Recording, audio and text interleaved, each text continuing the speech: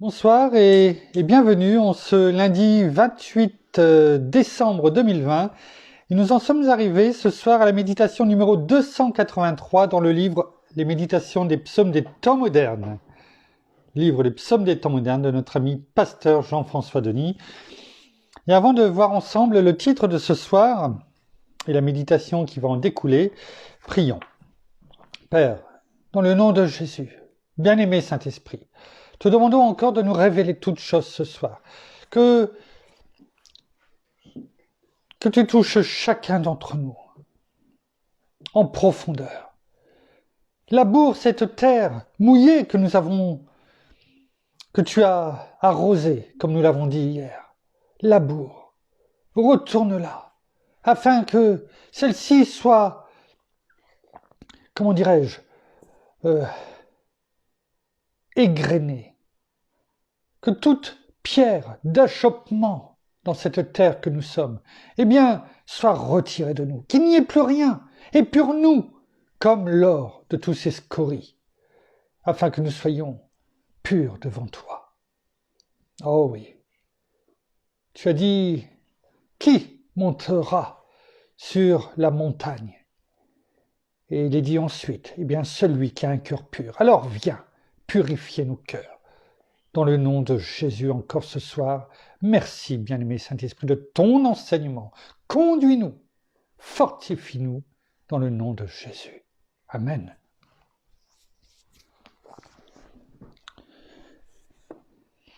Le titre de ce soir, renoncer à soi-même. Le meilleur exemple de renonciation est trouvé en la personne de Jésus-Christ, avant l'étape de sa crucifixion. Lorsque dans une conversation avec son Père, dans une envolée intense de prière, il s'écria avec passion, dans cet élan d'abandon, « Père, non pas ce que je veux, mais ce que tu veux. » Ce cri de renonciation pava ce chemin où volontairement il donna sa vie, pour qu'à travers sa mort, toi et moi retrouvions en lui et par lui la vie. Son renoncement à être de ce calvaire épargné contribua à ce qu'à travers son sacrifice, nous soyons sauvés. Son obéissance à passer mes intérêts avant les siens a fait en sorte que j'ai fait de ce Jésus dans mon cœur mien. Car sans aucune condition, lui, cet être de toute éternité, m'a démontré quel est le véritable sens du verbe aimer. Il s'est fait homme et il est venu sur sa création marcher pour me racheter de tous mes péchés. Cet acte de générosité envers l'humanité l'a amené par le Père à être au-dessus de tout et à jamais à être élevé. Je m'abreuve donc ce matin, ce soir, à la fontaine de ta parole. Car chaque mot que j'y trouve me sert de boussole. Ils descendent au plus profond de mon être et me consolent. Pour qu'en toi, je reprenne, lorsque je suis abattu, mon envol. Éternel, que jamais je n'extrapole, mais que je prenne mon plaisir à demeurer sous ton parasol, à cet endroit que je raffole, où mes peurs et mes craintes, sous ton regard, ne deviennent que babioles, et où mon ennemi, sous ton autorité, revête son habit de guignol. Comprends bien ceci. Le possible dans ta vie fermera toujours la porte à l'impossible de Dieu. Par contre, devant l'impossible auquel tu fais face, il saura manifester sa gloire en t'ouvrant la porte pour te montrer sa grâce. C'est alors que ton impossible devant lui deviendra en lui possible. Afin que son nom soit à jamais glorifié et que tu reconnaisses dans ta vie que c'est lui qui a de sa main ce miracle opéré. Oh, combien son nom est glorieux! C'est lorsque tu marches par la foi, sans savoir qu'il te montre sa gloire, car si Dieu prépare quelque chose de merveilleux, ne commence-t-il pas par une difficulté? Et s'il prépare quelque chose de surnaturel, ne débute-t-il pas par une impossibilité? Tu es peut-être actuellement dans ta vie testé, mais tu dois, en dépit des situations, renoncer, rester et en lui demeurer. Car Dieu n'utilise jamais ce qui n'a pas été éprouvé. Il éprouve toujours avant d'utiliser, et ce, afin de s'assurer de ta fidélité. Souvent, le Seigneur ne demandera ce que tu as. Souvent, le Seigneur te demandera ce que tu as pour te donner ce qu'encore tu n'as pas. La loi du surnaturel surpasse la loi naturelle. Et elle t'enseigne toujours combien, envers ses enfants, l'Éternel est fidèle. Un serment requiert toujours 100% de ton engagement. L'ennemi voudrait te faire vivre son contraire et souhaiterait par tous les moyens t'en soustraire. Parce qu'il sait qu'à travers son énoncé, c'est-à-dire son serment, dans ta destinée et dans toutes ses œuvres qu'il a d'avance pour toi préparées, tu seras par Dieu propulsé. Éternel, lorsque je pense à qui tu es et à tous tes bienfaits, je peux en toi me reposer en paix et satisfait. C'est toi qui, à travers moi, produit et fait. Je ne suis entre tes mains que l'extension de qui tu es. Et je dépose à tes pieds le fruit récolté, car c'est à toi qu'il est destiné. Garde-moi constamment dans cette humilité et que toi seul, à travers ma vie, sois glorifié. Amen. Merci Père, merci Seigneur, merci bien-aimé Saint-Esprit. Alors après toutes ces dernières méditations de cette semaine écoulée, la semaine qui vient de s'écouler, eh bien, nous avons pu voir les fondements, les fondations, nous avons pu voir tellement de choses qui nous ont été montrées, appris. Et nous avons vu aussi l'obéissance qui doit être la nôtre. Et cette obéissance passe automatiquement, bien sûr, par un renoncement total, complet, à 100%, de 100%, afin que, même si nous sommes éprouvés, eh bien, ce test de notre fidélité, eh bien, nous le passions haut la main. Oh, non pas tout seul, avec notre bien-aimé Saint-Esprit qui est en nous. N'oublions pas que nous sommes le temple de Dieu et que l'Esprit de Dieu habite en nous et que nous le passerons à partir du moment où nous nous appuyons non pas sur nos propres forces, mais sur sa force, avec un grand S et un grand F.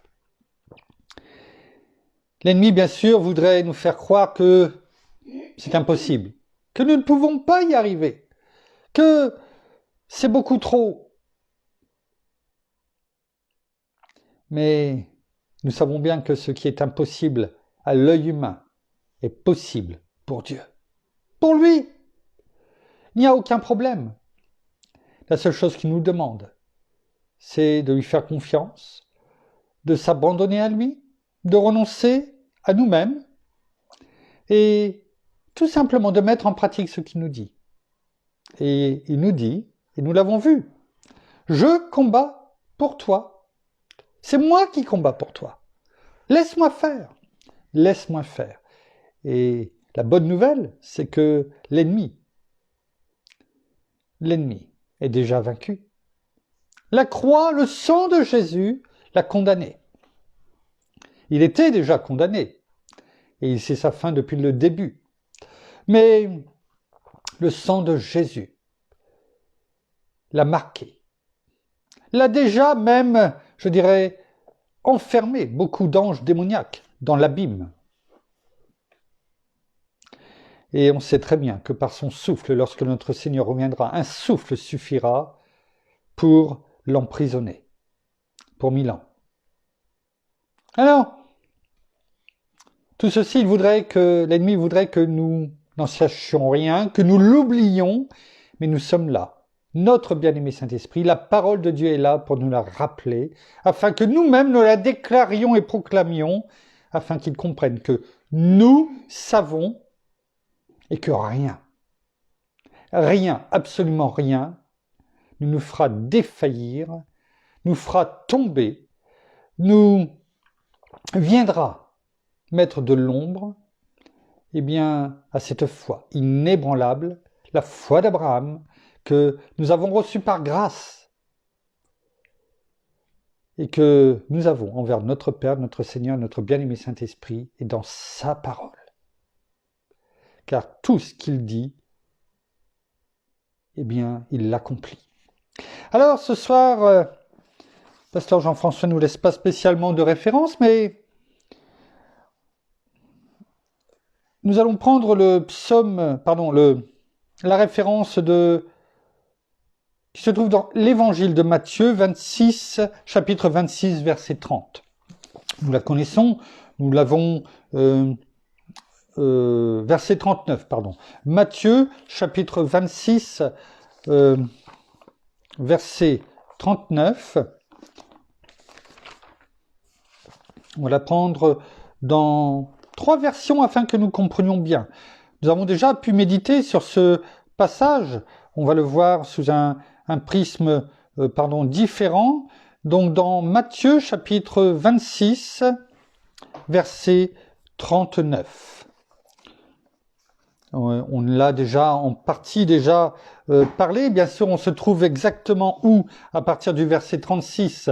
Eh bien, dans le jardin de Gethsémanée. Vous l'aviez bien compris, là où le combat fait rage dans notre âme, dans l'âme de notre Seigneur également, là où de nombreux combats, de nombreuses destinées ont été brisées, justement, parce que le renoncement était peut-être trop dur. Il fallait tout abandonner, renoncer et s'abandonner totalement, eh bien, à notre Père. Et notre Seigneur Jésus nous montre justement que lui-même a dû passer par là. Et c'est pourquoi il nous connaît bien. Il sait ce que nous pouvons traverser parce que lui-même l'a traversé. Un ange lui a même été envoyé pour le fortifier. Donc vous voyez bien que le combat fait rage. Et que si même notre Seigneur n'a pas été épargné, à combien plus forte raison nous sommes amenés, eh bien nous aussi, à subir ce qu'il a subi. Alors, prenons notre Seigneur comme exemple parfait. Qu'est-il dit dans l'évangile de Matthieu, chapitre 26, verset 39, en version Colombe en premier. Puis il s'avança un peu se jeta la face contre terre et pria ainsi. Mon Père, s'il est possible que cette coupe s'éloigne de moi, toutefois, non pas comme je veux, mais comme tu veux. Notre Seigneur nous montre non seulement qu'il sait, par ce geste d'humilité, eh bien, il s'est avancé un peu, il se jeta. Il n'est pas dit, il se posa tranquillement, il se jeta la face contre terre et il s'est abandonné à la volonté de notre Père. Mais en disant avant, si cela est possible, est-ce que cette coupe peut être retirée? Il est trois fois il a demandé et il a prié pour dire finalement à la fin, non pas ma volonté, mais ta volonté.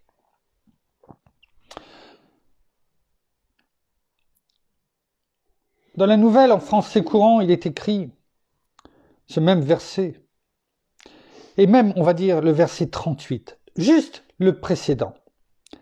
Pourquoi? Parce que il dit aux apôtres, aux disciples qui étaient là, qui étaient avec lui, et notamment aux trois, Pierre,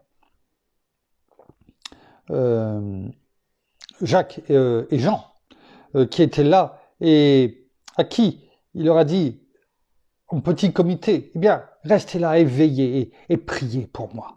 Et il leur dit, au verset 38, il leur dit alors, je suis triste à mourir.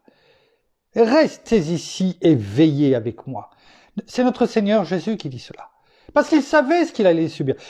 Je ne me rappelle plus quand on avait médité, mais il était heureux d'arriver à ce moment-là, parce qu'il savait ce qu'il devait. Mais à la veille, là où il fallait avoir ce combat, eh bien, il dit, je suis triste à mourir.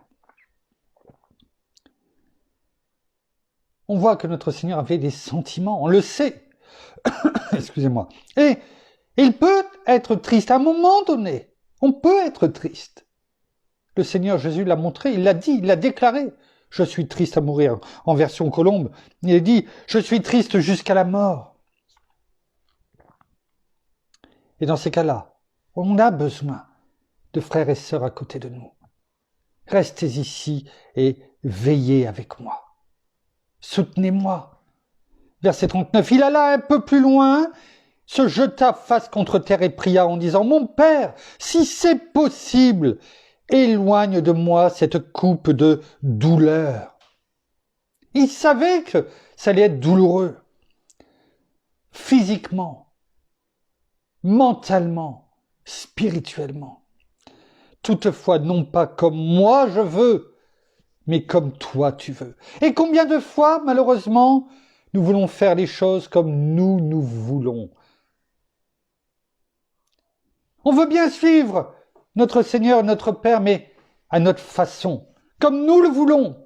Comme on l'a déjà parlé, en prenant les passages qui nous intéressent de la parole, et pas celles surtout où cela demande un effort. Mais là, notre Seigneur nous montre que oui, il y aura un effort à faire, que lui-même.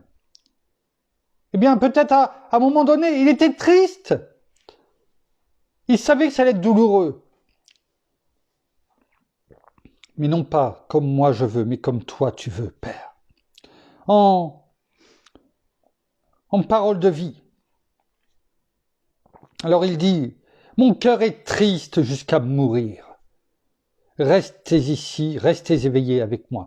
Cela, quelque part, peut aussi nous faire du bien. De dire, même notre Seigneur Jésus, à Gethsémani, là où il fallait prendre une décision, et qu'il savait, lui, qu'elle serait douloureuse. Il était triste aussi dans son cœur. Et alors, est-ce qu'il a fini par dire, oh, je vais rester pendant des jours et je vais m'apitoyer? Non, il a pris une décision, il était dans l'action.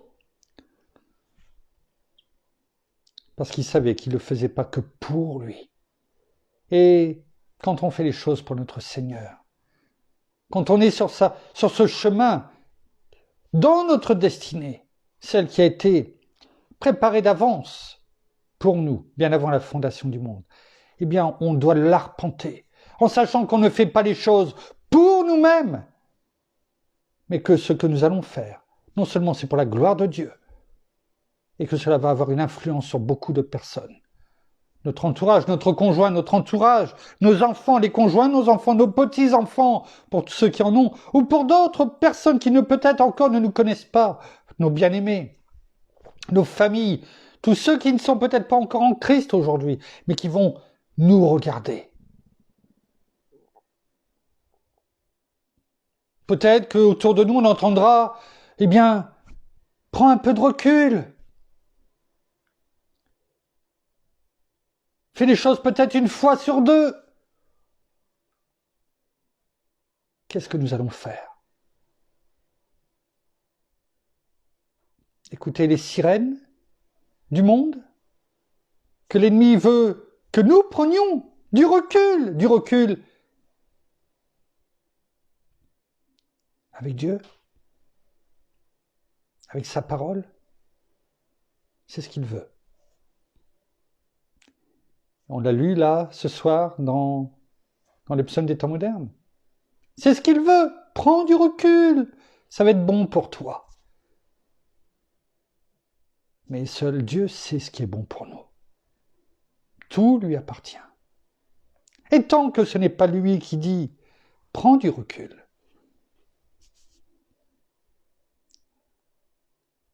eh bien, il faut persévérer. Ça peut être douloureux, difficile, mais notre Seigneur nous montre que c'était le cas pour lui aussi. Alors, Père, non pas ce que je veux, mais ce que tu veux. C'est l'exemple qui nous montre. C'est notre exemple parfait. Alors que voulons-nous? Écouter les hommes ou écouter Dieu? En ce qui me concerne, j'ai choisi. Et donc là, il dit donc en verset 39, en parole de vie, verset 39, oui, il va un peu plus loin, il se jette par terre, le front contre le sol. Cela nous montre aussi sa position, notre Seigneur, d'humilité envers notre Père.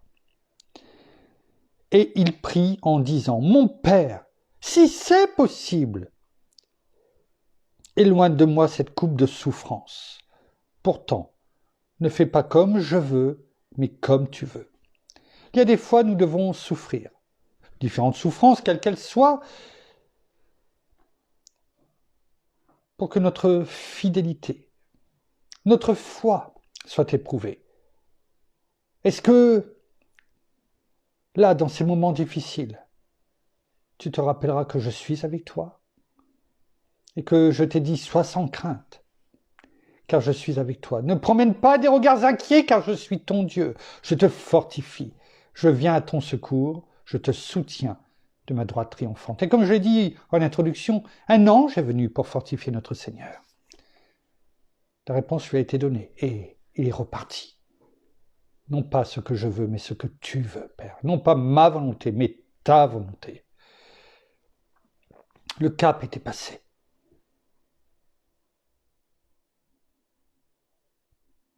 Il a été élevé après le sacrifice dont il a fait preuve pour chacun d'entre nous. Notre foi est éprouvée par moments. Mais comment pouvons-nous recevoir de notre Père des missions plus importantes si il ne peut pas compter sur nous? Lorsque l'on demande quelque chose à quelqu'un, s'il ne le fait pas, est-ce que vous allez revenir vers lui et lui redonner, et lui reconfier d'autres missions plus importantes? Bien sûr que non. Soyons honnêtes.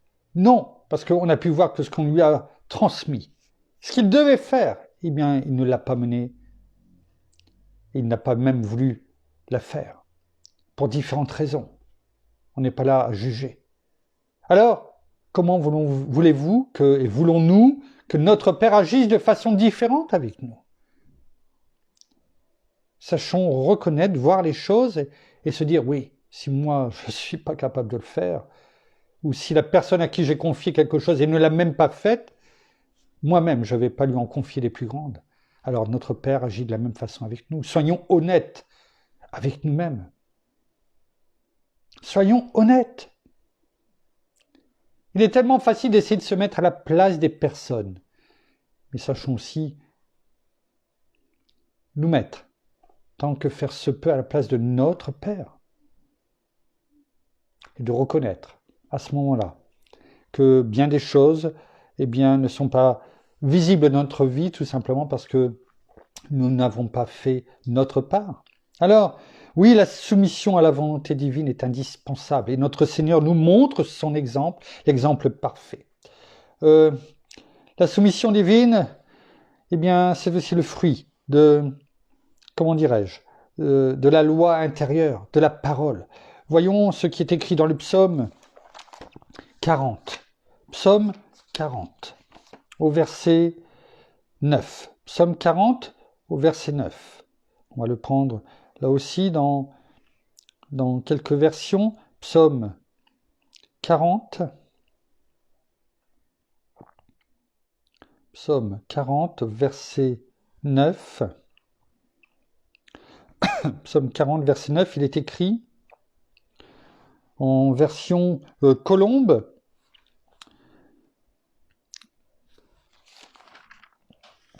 Psaume de David, il est écrit «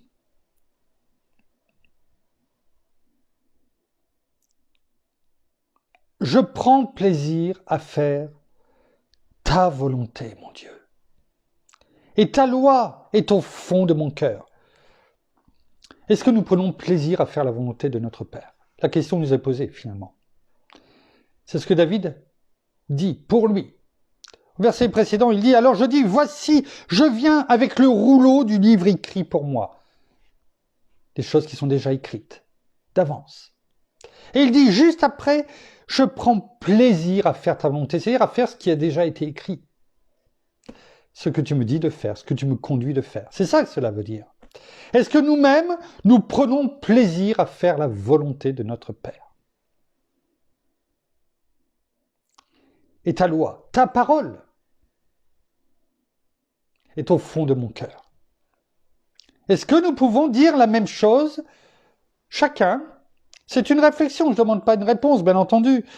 Le but, c'est de se dire, est-ce que chacun peut réfléchir un instant sur ce verset court, Je prends plaisir à faire ta volonté, mon Dieu, et ta loi est au fond de mon cœur.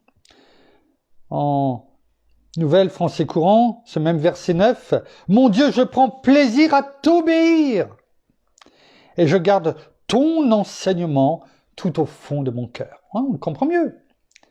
Est-ce qu'on prend plaisir à obéir et à garder tout ce que l'on a reçu chaque jour depuis 283 méditations? Ta parole, je la garde au fond de mon cœur. Et c'est d'autant plus facile parce que notre bien-aimé Saint-Esprit qui a inspiré la parole est en nous. Tu le dis, l'Esprit de Dieu habite en vous. C'est pourquoi nous ne sommes jamais seuls. Est-ce que je prends plaisir à t'obéir?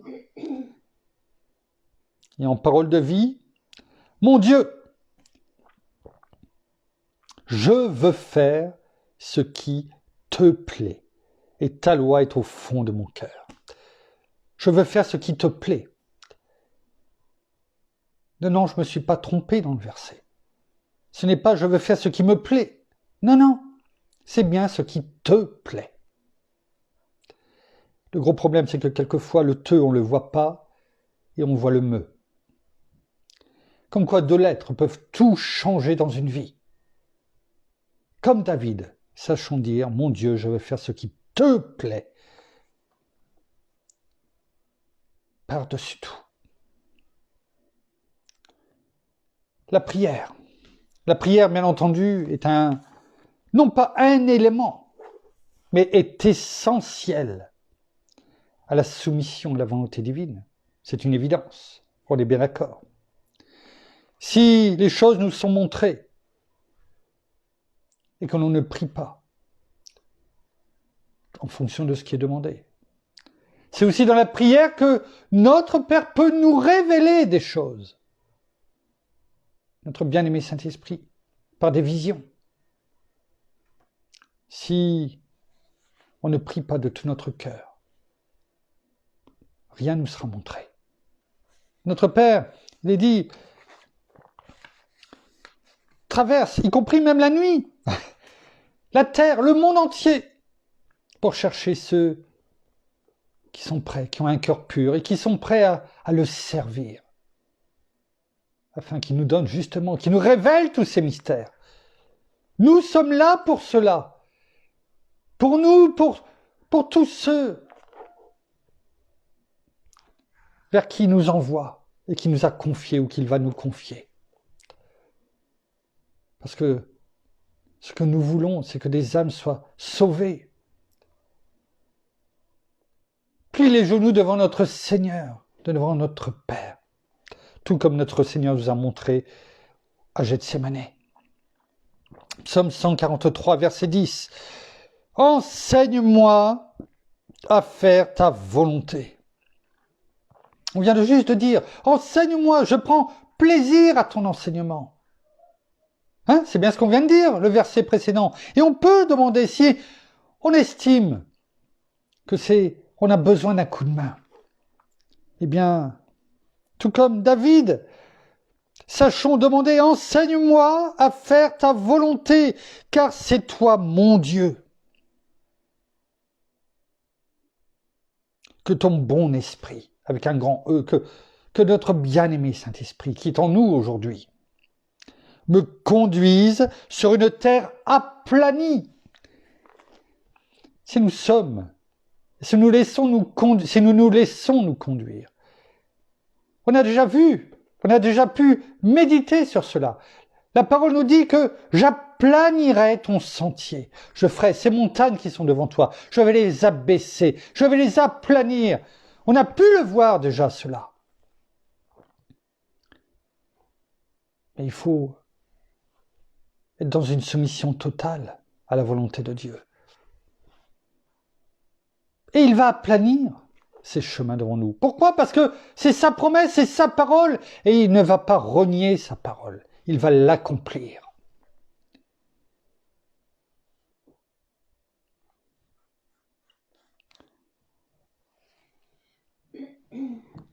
La soumission à la volonté divine établit une relation de nature divine. Regardons dans Matthieu, chapitre 12, verset 50. Le dernier verset de ce chapitre 12 dans l'évangile de Matthieu. C'est notre Seigneur Jésus qui parle. Il nous dit, en effet, quiconque fait la volonté de mon Père qui est dans les cieux, celui-là est mon frère et ma sœur et ma mère. Vous avez reconnu le passage. C'est lorsque les apôtres, les disciples sont venus lui dire, il y a ta mère, il y a tes frères et sœurs qui sont là et qui veulent te parler. Le Seigneur a répondu tout de suite. Il a étendu la main sur ses disciples et il a dit, voici ma mère et mes frères, en montrant les disciples. Et ce qui est frappant, c'est qu'il nous laisse, il nous montre qui doit être notre famille. Ce qui était le plus important pour notre Seigneur. Ce qui ne veut pas dire qu'il ne met pas sa famille de sang, si je puis m'exprimer ainsi. Ce n'est pas ça qui est écrit. Mais ce qui est un plus important pour lui, c'était ceux qui faisaient la volonté de son Père, de notre Père qui est dans les cieux. Cherchez premièrement le royaume et la justice de Dieu.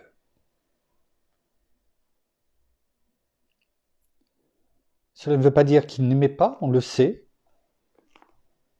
Ses frères, ses sœurs, il avait du respect pour eux, on le sait. Et ça doit être aussi notre discours. Regardez, ce même passage, on le voit, on peut le prendre dans Luc chapitre 8, au verset 21. Regardez ce qui est écrit.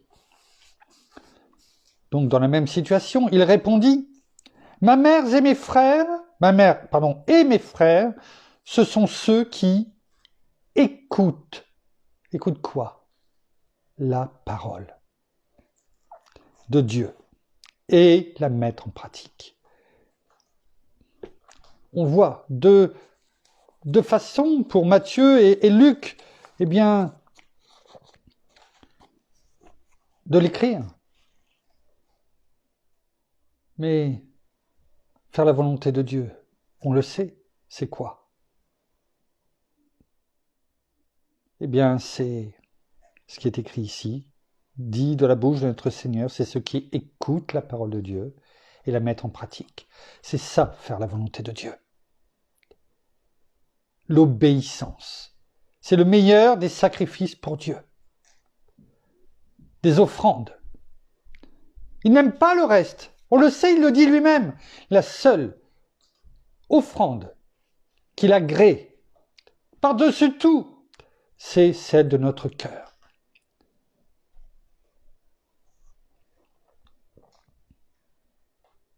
Écouter la parole de Dieu et la mettre en pratique. Vous voyez, c'est le « et ». C'est les deux. Pas simplement écouter. Oh, il y en a plein qui écoutent la parole de Dieu. Et on l'a médité dans les 4 terrains. Il y en a plein qui écoutent la parole de Dieu. Mais qui la reçoivent profondément et qui la mettent en pratique, ça c'est autre chose. C'est pourquoi il est dit, il y a beaucoup d'appelés, mais il y aura peu d'élus. Parce qu'il y en a beaucoup qui ne voudront pas souffrir à Gethsémane.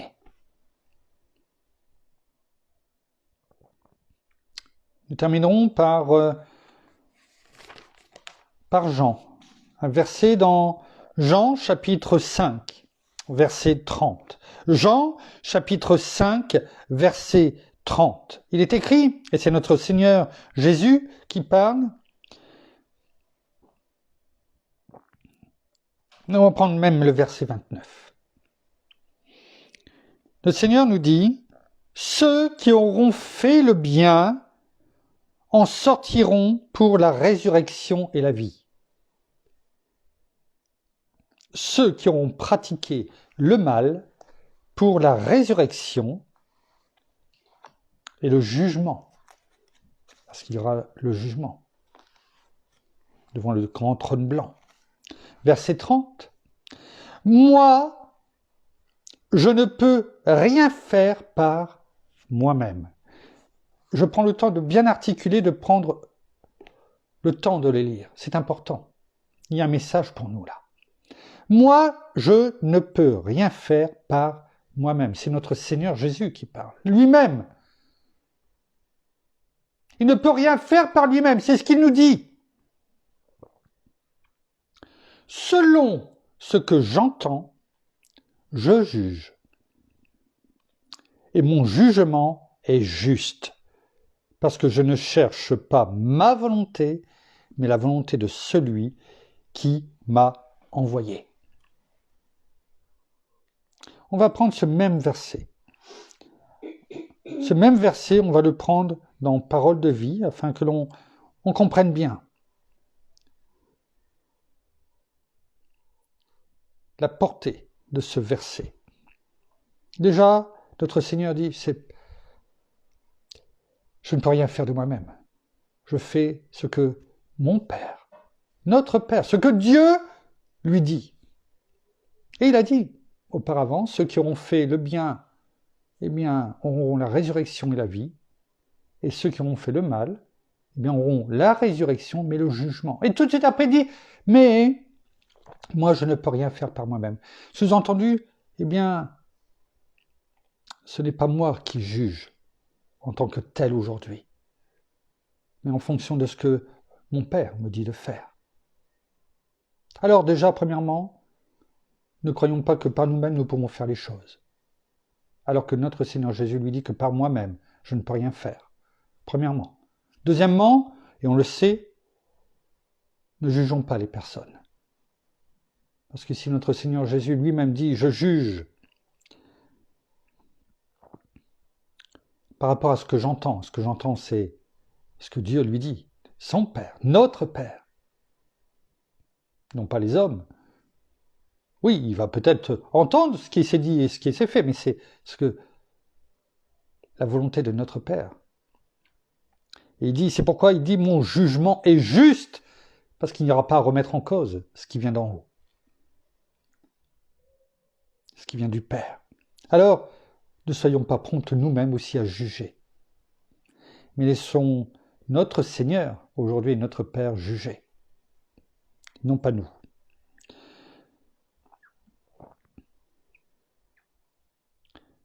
On va prendre le verset 29 pour qu'on ait bien compris ce que c'est que la résurrection, la vie et la résurrection et le jugement. Alors, ils sortiront de leur tombe. Ceux qui ont fait le bien se relèveront de la mort pour vivre. Ça, bien sûr, notons pourquoi. On pourrait être un petit peu troublé par cela. N'oublions pas que notre Seigneur n'était pas passé encore par la crucifixion. Il n'était pas ressuscité. Donc là, il parle de tous ceux, bien sûr, qui mouraient avant la crucifixion et la résurrection, qui devaient avoir écouté, mis en pratique la loi, aimer Dieu. Et donc forcément, eh bien, ils ne pouvaient pas aller, je dirais, rejoindre notre Seigneur Jésus tout de suite. Ils étaient en attente, comme il est dit là. Ceux qui ont fait le bien se relèveront de la mort pour vivre. C'est pourquoi dans l'Apocalypse, il est dit « je reviendrai ». Et lors de l'enlèvement, il est dit qu'il y aura la résurrection des morts en premier, puis les vivants en Christ Jésus. C'est là, le passage là. Ceux qui ont fait le mal se relèveront de la mort. C'est-à-dire qu'ils seront aussi ressuscités, mais pour être condamnés.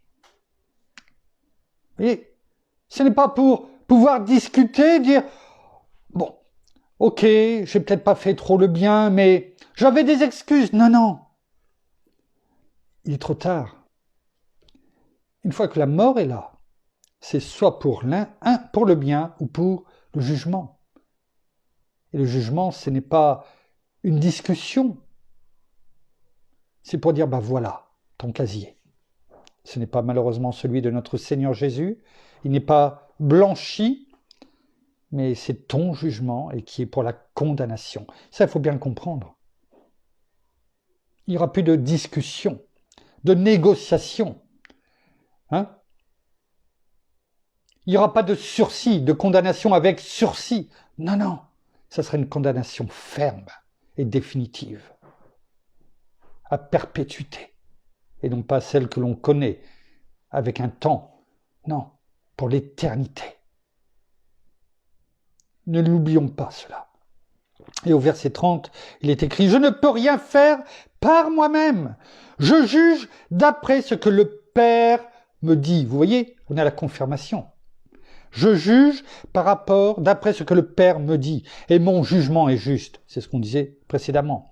En effet, je ne cherche pas à faire ce que je veux, mais à faire la volonté de celui qui m'a envoyé. À travers de ce verset, on voit quoi? Que notre Père ne fait pas les choses par lui-même. Et même pas qu'il ne fait pas les choses par lui-même. Il dit, je ne peux rien faire par moi-même. Je ne peux rien faire par moi-même. Et c'est notre Seigneur Jésus qui le dit. Oui, c'est lui, le Seigneur, notre roi, celui qui a toute autorité dans les cieux, sur la terre, sous la terre, sur les anges et sur toutes les dominations. C'est lui qui nous disait, qui nous a dit là, qui nous a laissé ce témoignage, je ne peux rien faire par moi-même. Parce il fallait qu'il soit un avec notre Père. Et c'est lui qui lui disait les choses. Alors, cet exemple parfait de soumission à la volonté de notre Père, il nous l'a donné. Et est-ce que maintenant, on peut mieux comprendre, en tout cas moi ça m'a permis de mieux le comprendre, et de fortifier ce verset que l'on connaît parfaitement, parce qu'on l'a dit tellement souvent, de Jean 15 au verset 5, lorsque notre Seigneur lui-même nous dit « moi je suis le cep, vous les sarments. Celui qui demeure en moi, comme moi en lui, porte beaucoup de fruits, car sans moi, vous ne pouvez rien faire. Et quand j'ai lu ce verset précédent, dans Jean 5, verset 30, je me suis dit, Seigneur, je l'ai tellement dit, le verset de Jean 15, verset 5. Mais je le comprends encore plus parce que toi-même, tu nous as dit que toi-même, quand tu étais sur terre, tu ne pouvais pas faire les choses par toi-même, mais parce que tu étais dans le Père, avec le Père. Et c'est pour ça que tu pouvais faire les choses. Car sans lui, tu ne pouvais rien faire. Tu nous l'as dit, pour toi, tu nous as laissé ton exemple. Et aujourd'hui, tu nous dis, demeurez en moi et moi en vous, parce que sinon, vous ne pouvez rien faire. Tu nous as donné l'exemple. Et maintenant, ce verset, non seulement il était puissant, moi, mais maintenant il est puissant dans une incomparable mesure. Parce que je m'identifie à toi. Parce que tu nous as montré que toi-même, c'est ce que tu as fait avec notre Père. Et aujourd'hui, nous avons cette grâce, cette gloire, non seulement de pouvoir faire ce que tu as fait avec notre Père, mais nous pouvons le faire non seulement avec toi, comme tu nous l'ordonnes, et tout en sachant que nous sommes aussi un avec le Père. Alors, merci. Merci et fortifie-nous. Ouais.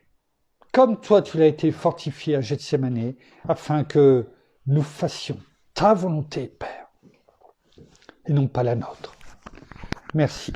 Merci, Père. Merci, Seigneur. Merci, bien-aimé Saint-Esprit, pour ce que tu nous as encore enseigné ce soir. Nous terminons par la prière. Oh, merci Seigneur, et bien encore pour cet enseignement. Merci d'ouvrir encore nos yeux, bien-aimé Saint-Esprit, d'enlever tout voile, d'enlever toute... de nous éclairer. C'est surtout cela que je voulais nous dire, voilà, de nous éclairer, que nous ne restions pas sur nos pensées propres, mais que vraiment nous puissions être éclairés par la parole, parce que elle est source de vérité et de droiture et de justice. Alors oui, que nous nous soumettions réellement à ta volonté, Père, et non la nôtre.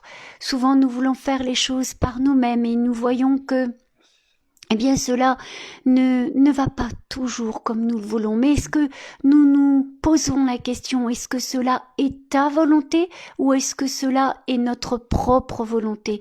Est-ce que cela, ce que nous le voulons par-dessus tout? Mais est-ce que toi, est-ce que c'est ta volonté pour nous, pour tous ceux qui nous sont proches, pour tous ceux que nous allons connaître ou que nous connaissons peut-être déjà et par lesquels nous n'avons peut-être pas encore parlé de toi. Alors arrêtons de regarder, comme nous le disons, à soi-même et à simplement à ce que nous voulons en premier, mais sachons venir à toi et sachons te demander qu'est-ce que toi tu veux pour notre vie, pour la vie de ceux qui nous sont proches.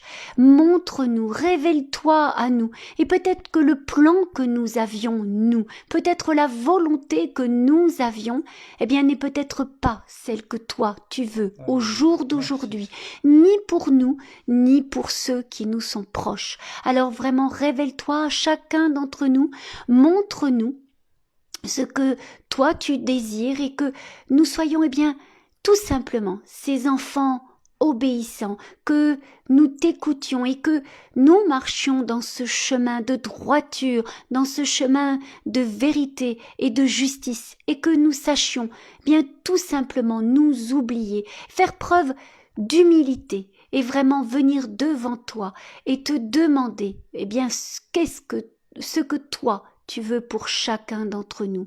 Alors oui, merci pour tout, merci encore pour tout cet enseignement. Révèle-toi à chacun de tes enfants à n'importe quel moment, que ce soit dans la prière, que ce soit dans la nuit par vision. Révèle-toi tout simplement à chacun d'entre nous. Alors merci, parce que même quand tu te révèles, tu ne le fais pas durement, mais tu nous montres comment agir, comment faire les choses avec tant de douceur. Alors merci pour tout, même si nous savons que cela peut être difficile par moments, eh bien, nous savons que tu es là, Seigneur, pour nous fortifier, nous relever. Alors vraiment, venons à toi, Seigneur Jésus, et surtout, eh bien, comme nous le disons, fortifions-nous dans ta force souveraine, car comme nous l'avons entendu, eh bien, par nous-mêmes, nous ne pouvons rien faire, mais sachons que par toi, eh bien, toute chose peut être faite, et sachons surtout que tu es avec nous tous les jours de notre vie, et cela jusqu'à la fin du monde. Dans le nom de Jésus, soyez tous abondamment bénis. Amen. Amen. Merci. Voilà, ainsi s'achève la méditation de ce soir. Comme mon épouse vient de le dire, eh bien, nous vous bénissons abondamment de toutes les bénédictions spirituelles dans les lieux célestes en Christ. Nous saluons comme à l'accoutumée nos amis au Québec, au Canada, en francophonie, à Paris, bien entendu. Nous vous souhaitons en tout cas une très très bonne soirée, bonne fin d'après-midi pour d'autres, une bonne nuit, et nous vous donnons rendez-vous demain pour l'avant-dernière méditation, en tout cas dans les psaumes des temps modernes. Eh oui, ce sera avec beaucoup d'émotion que nous arriverons petit à petit à la fin. Eh bien, nous vous ferons parvenir l'horaire, comme on le fait habituellement, du début de celle-ci, de la méditation. En attendant, passez une très bonne fin de journée, soirée et une très bonne nuit. À demain. Au revoir.